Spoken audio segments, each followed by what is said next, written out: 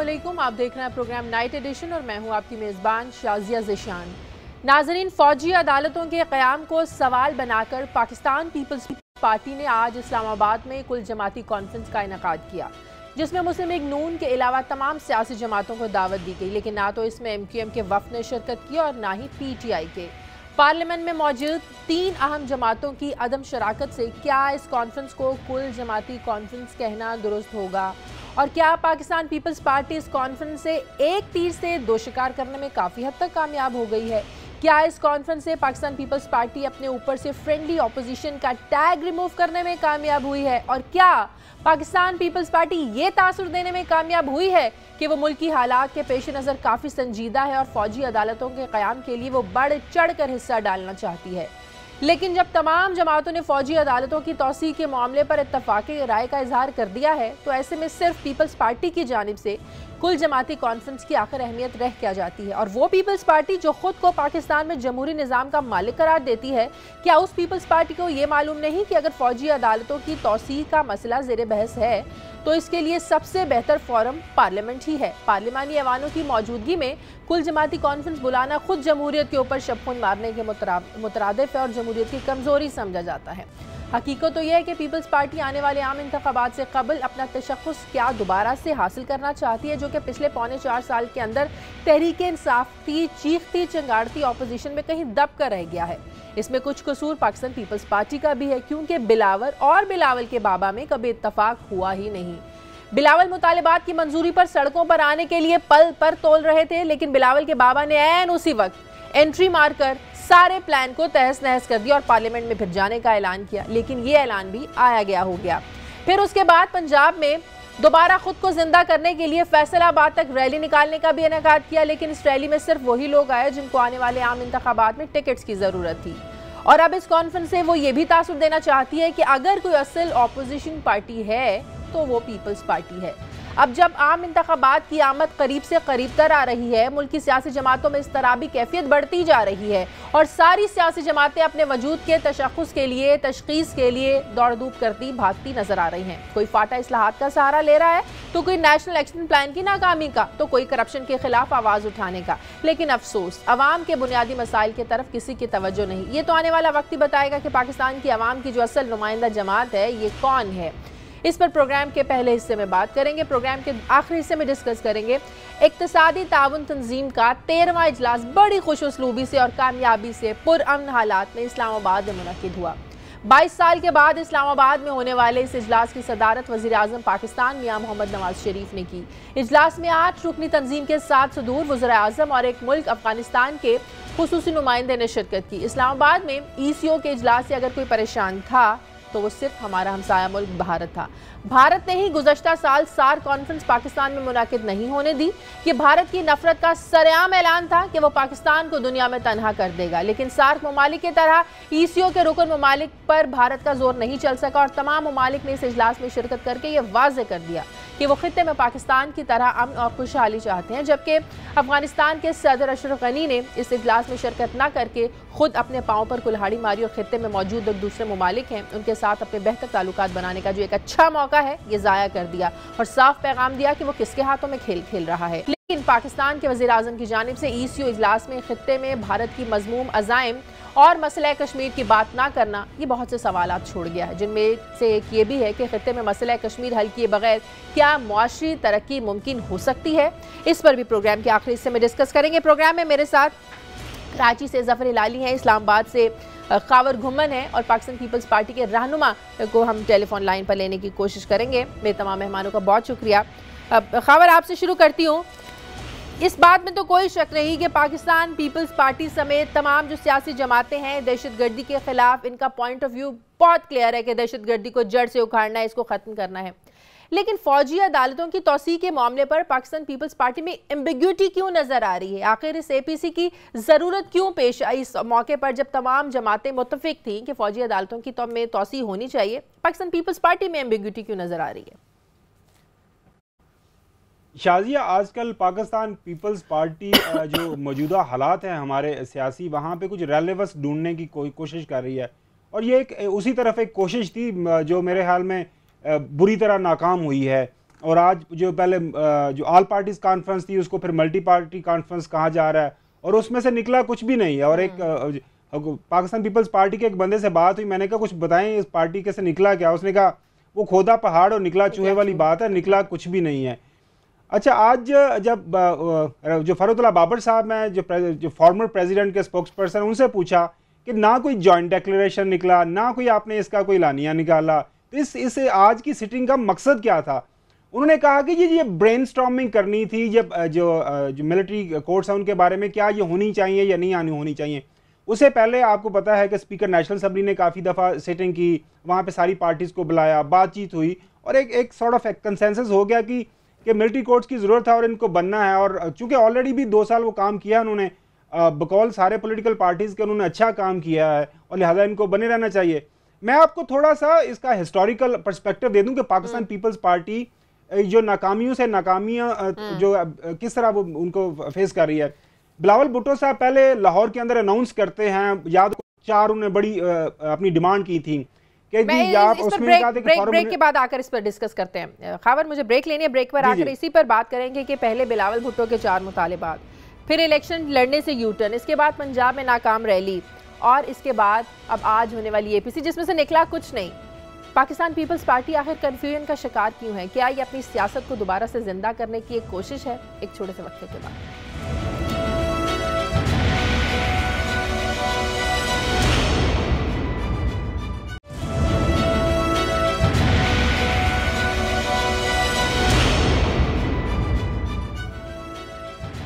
Break کے بعد خوش آمدید. ہلالی صاحب، مسلم لیگ نون کو اس اے پی سی میں دعوت نہیں دی گئی، MQM PTI نے شرکت نہیں کی، آج کی اے پی سی میں سے نکلا کچھ نہیں، کیا اہمیت رہ جاتی ہے اس اے پی سی کی؟ ہاں شازیہ، ویسے تو جس طریقے سے آپ نے یہ سوال پوچھا ہے اور بالکل صحیح ہے، کوئی اہمیت نہیں رہتی، مگر میں آپ کو کچھ اور چیز کہنا چاہتا ہوں.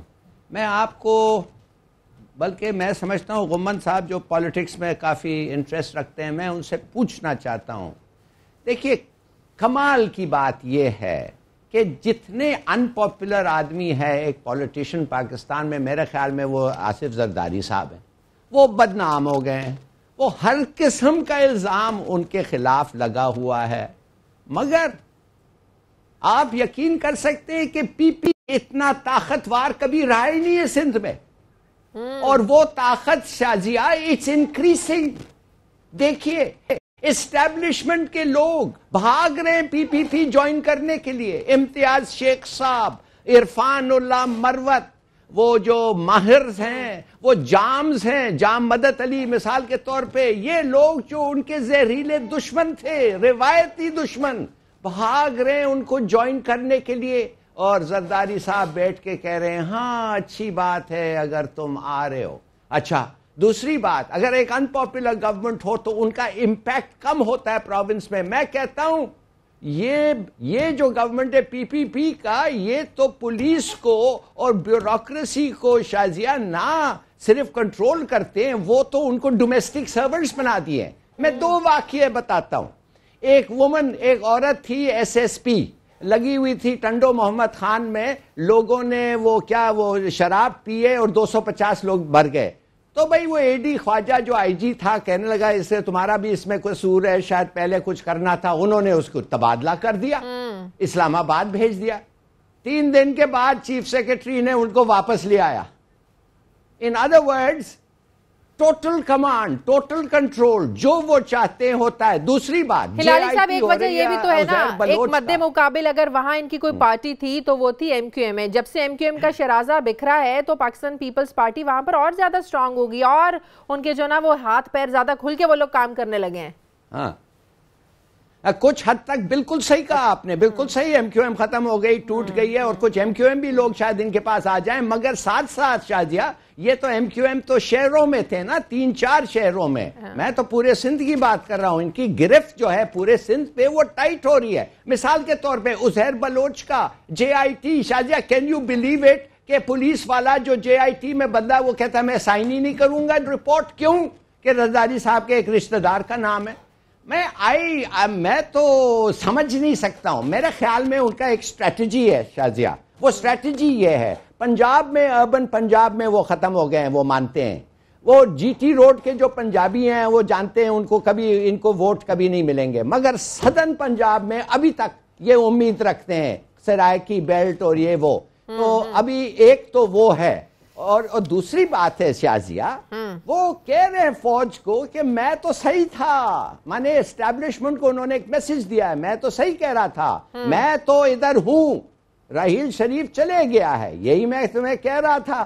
تو اب وہ کہہ رہے ہیں مجھے اٹینشن دو, اگر تمہیں سندھ چاہیے, پیسفل سندھ چاہیے, تو میرے سے بات کرو, میں ڈیلیور کر سکتا ہوں. زرداری صاحب کا جو کھیل ہے, جی خاور, اس سے پہلے جو میں نے سوال چھوڑا تھا, بات کی تھی, آپ بھی بات کرنا چاہ رہے تھے کہ جس طرح پاکستان پیپلز پارٹی یو ٹرن لیتی آ رہی ہے, الیکشن سے یو ٹرن انہوں نے لیا, 4 مطالبات سے لیا, ناکام ریلیاں, اور اب اے پی سی, لگتا تو ایسے کہ جیسے پاکستان پیپلز پارٹی کی سیاست ختم ہو رہی ہے اور وہ اپنے ریوائول کی کوششیں کر رہے ہیں. یہ ویسے اس میں تو میرا یہ ماننا ہے کہ زرداری صاحب اپنے بیٹے کی سیاست کے ساتھ بہت برا کر رہے ہیں.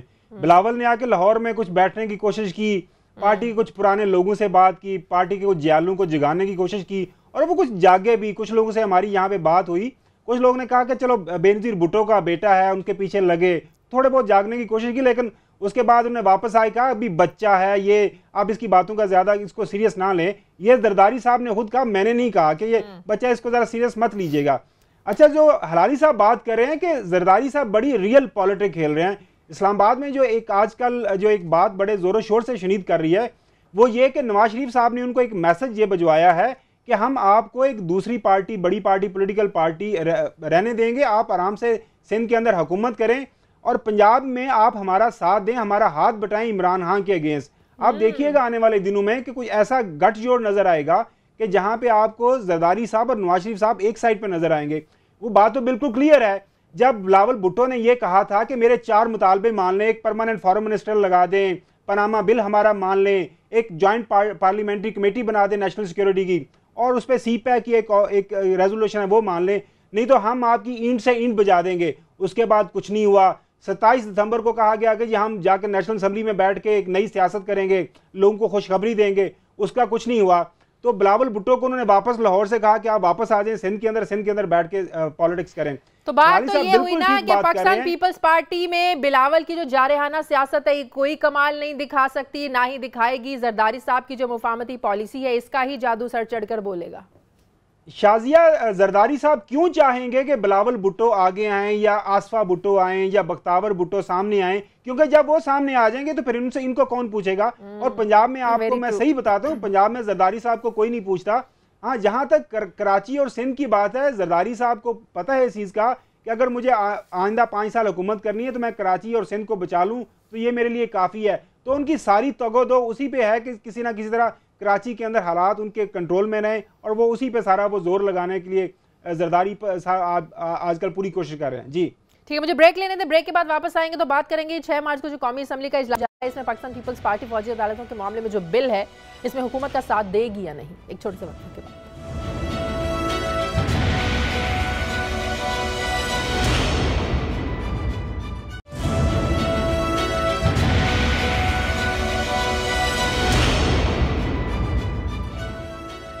بریک کے بعد خوش آمدید. پی ٹی آئی کے رہنما نعیم الحق صاحب ہمارے ساتھ ٹیلی فون لائن پر موجود ہیں. بہت شکریہ نعیم الحق صاحب.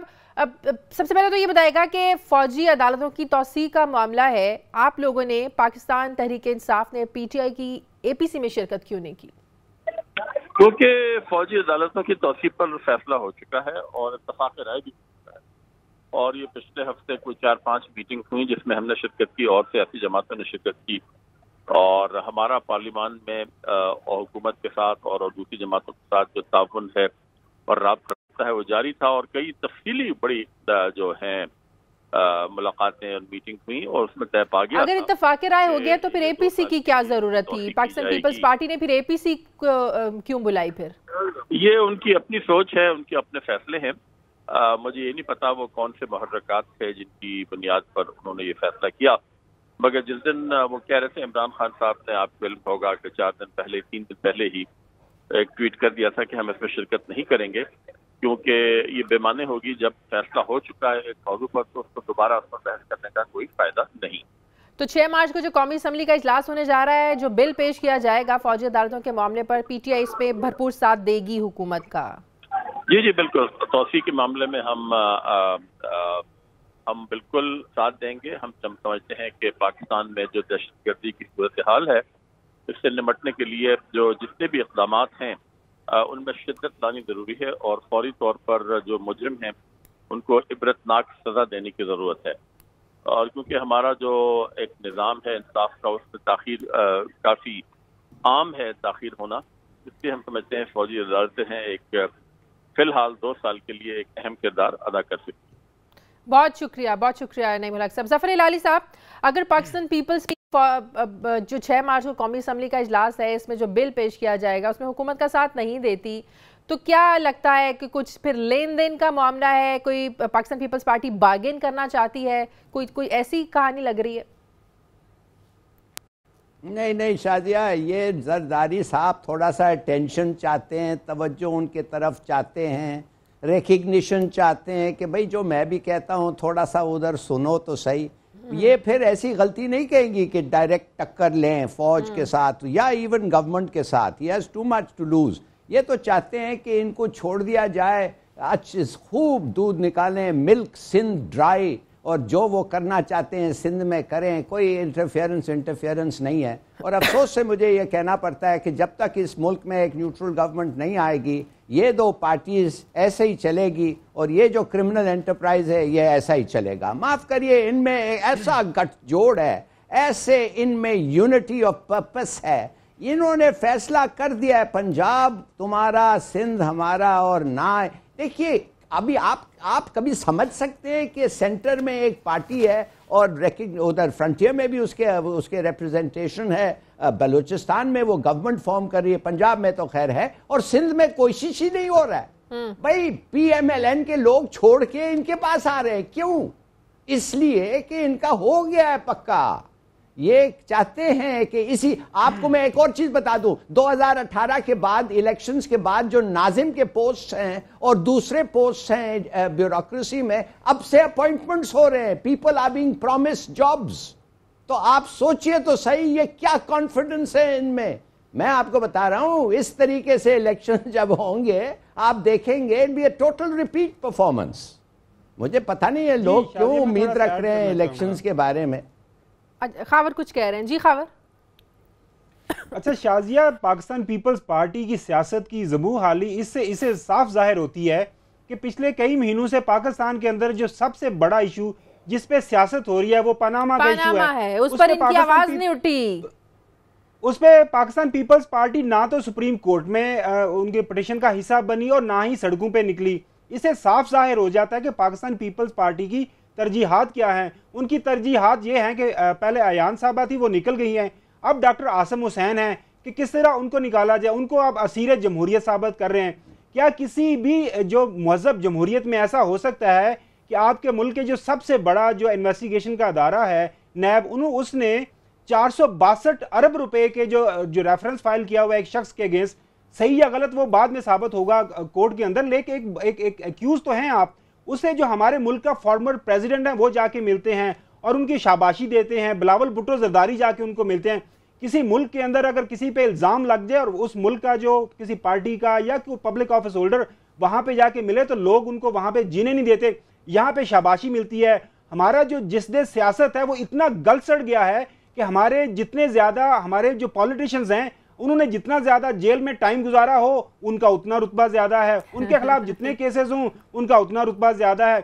और ये कहते क्या हैं, ये कहते क्या हैं जी हमारे खिलाफ अगर करप्शन के केसेस हैं तो साबित करें, कोर्ट में साबित नहीं होता। उसकी वजह यह है कि आपके जो सारे इन्वेस्टिगेशन के जो इदारे हैं आपने उनको इतना करप्शन ज़दा कर दिया कि वो आपके खिलाफ करप्शन कैसे साबित करें।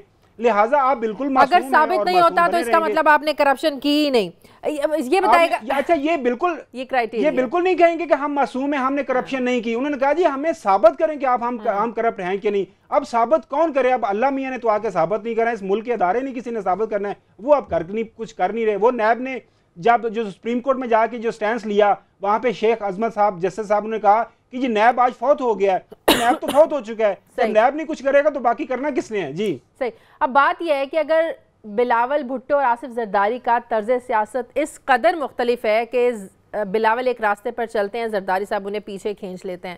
تو ایسے میں پاکستان پیپلز پارٹی اپنا تشخص کیسے بحال پیپلز پارٹی کا ہو پائے گا؟ کیسے ان کی جو زبحالی ہے وہ دور ہو پائے گی؟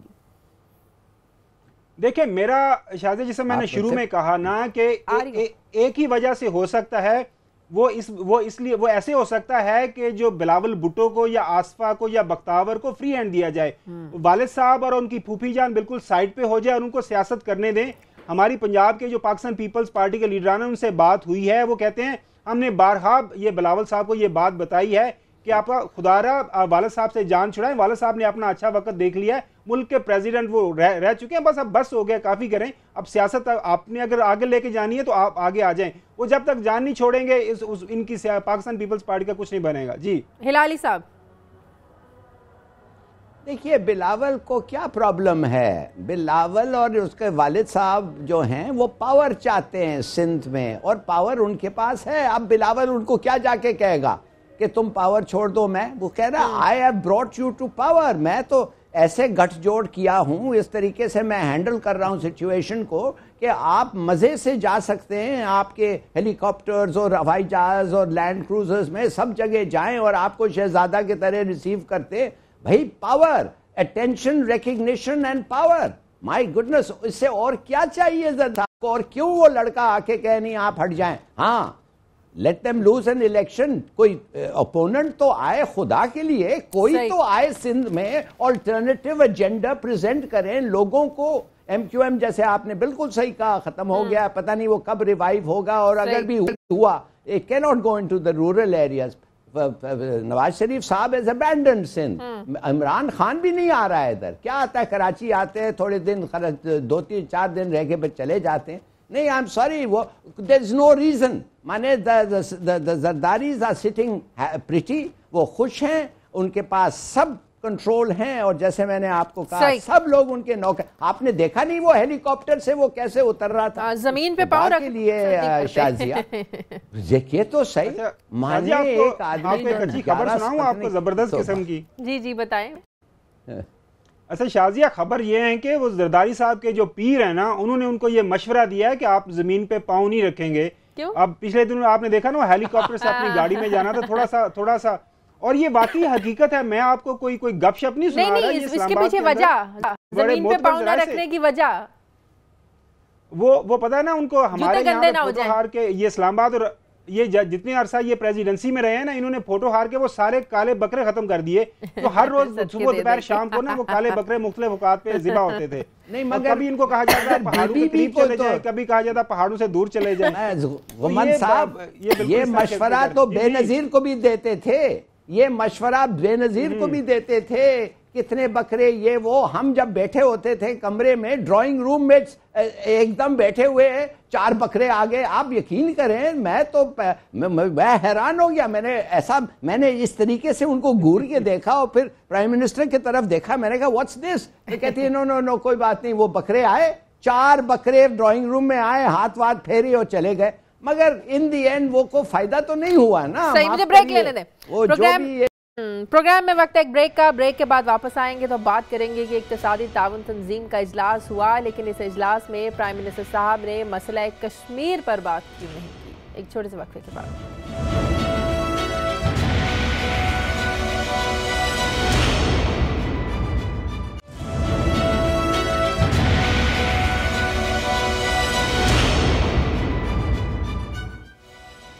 بریک کے بعد خوش آمدید. ترجمان دفتر خارجہ نفیس ذکریہ صاحب ہمارے سے ٹیلی فون لائن پر موجود ہے. نفیس ذکریہ صاحب بہت شکریہ. سب سے پہلے تو بڑا ایک اچھا جیسچر گیا ہے کہ اقتصادی تعاون تنظیم کا جو اجلاس ہے خوش اسلوبی سے پرامن طریقے سے اپنے انجام کو پہنچا، اور بھارت کا جو ایک خواب تھا کہ پاکستان کو تنہا کر دیا جائے گا وہ خواب بھی ادھورا رہ گیا.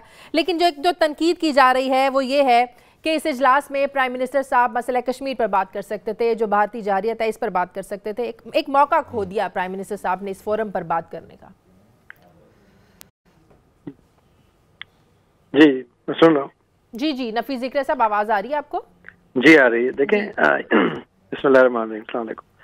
یہ ای سی او کی جو سمٹ ہوئی ہے، بیسیکلی ای سی او کا تھرسٹ جو ہے وہ اکنامک کوآپریشن کے اوپر تھا. اس کا اگر آپ تھیم دیکھیں تو تھیم جو ہے وہ کنیکٹیوٹی فار ریجنل پراسپیرٹی تھا.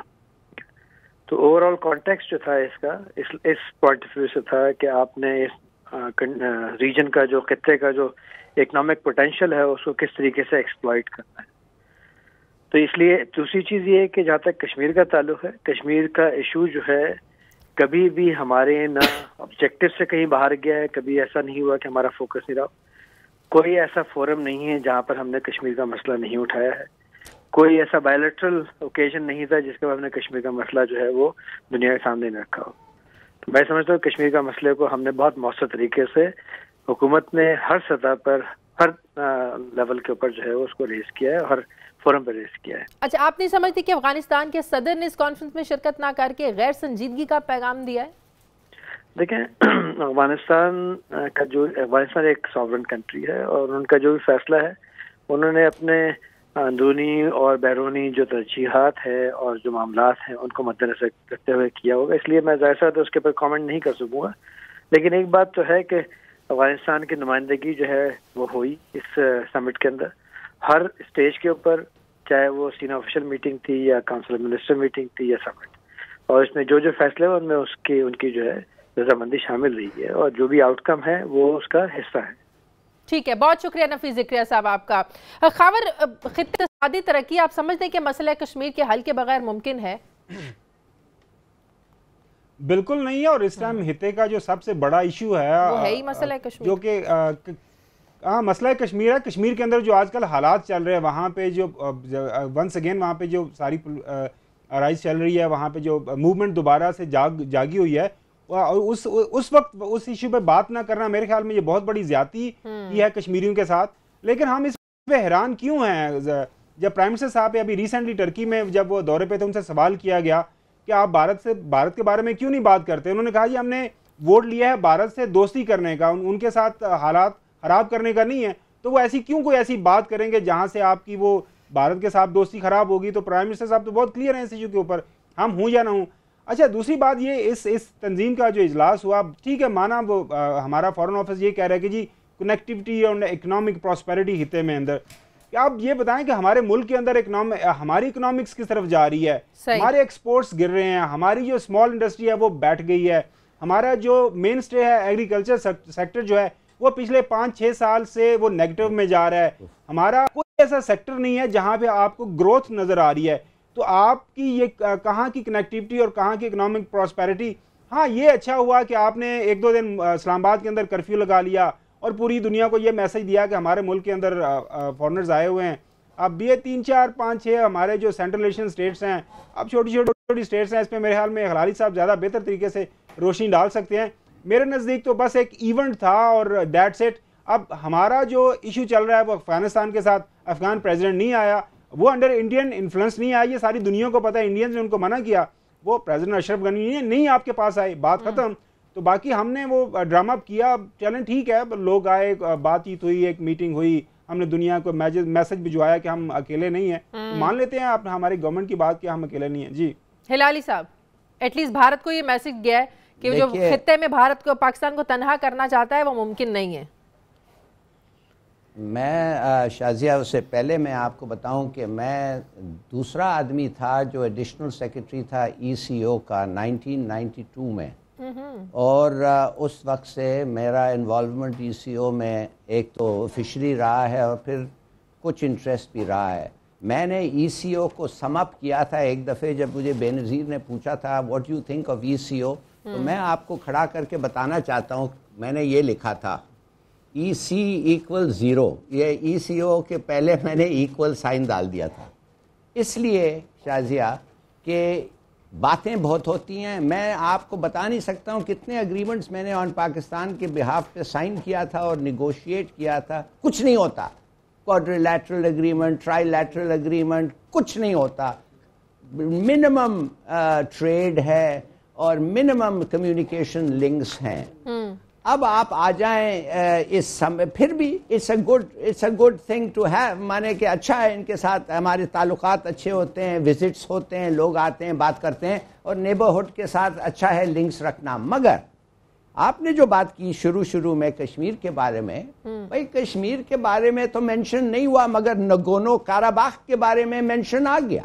ان ادر ورڈز ایک انٹرنیشنل ڈسپیوٹ جو وہ چاہتے تھے مینشن ہونا وہ تو ہو گیا، مگر کشمیر ایشو اس لیے کہ شاید ایران نہیں چاہتا تھا، اس لیے کہ تاجکستان میں ایک ہندوستان کا بیس ہے وہ بھی نہیں چاہے گا، اس لیے کہ معاف کریے شاید ترکی بھی نہیں چاہتا تھا کہ کوئی کنٹروورشل سبجیکٹ آئے جس میں ہندوستان اور ان کے ریلیشنز پہ امپیکٹ ہو، تو یہ مناسب نہیں ہے.